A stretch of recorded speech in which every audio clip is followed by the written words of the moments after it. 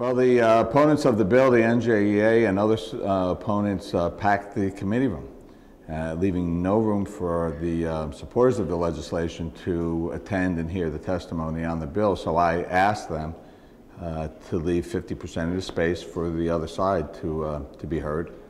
And they refused. I said, we'll take it outside so that everyone can be heard, so everybody can see the hearing and observe it.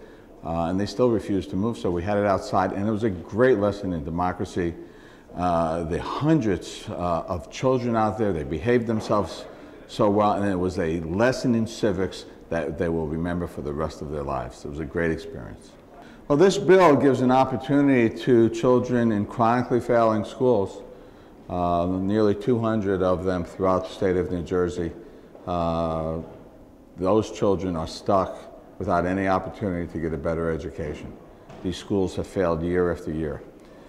This will provide scholarships for some of those students to go to other schools, either public schools or non-public schools, and get a better education than they're getting now.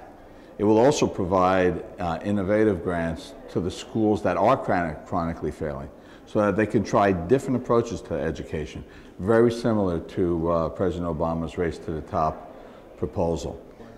You have to be a pretty bad school to be chronically failing under this definition. 40% of the students have to fail both the math and language exam, or 65% have to fail either the math or the language.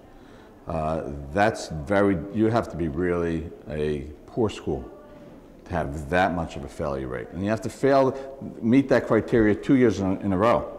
And many of these schools meet that criteria, unfortunately, 3, 4, 5, 6, and 7 years in a row.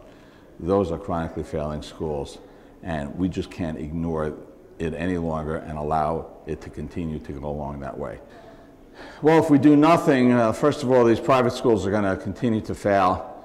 It could cost the state over $1 billion more a year if all these other schools were to close. It's already costing the state $600 million a year extra for the schools that have already closed over the last 10 years.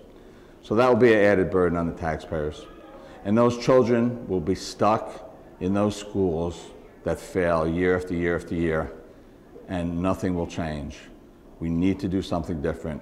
This bill gives hope to those children and to the taxpayers of the state.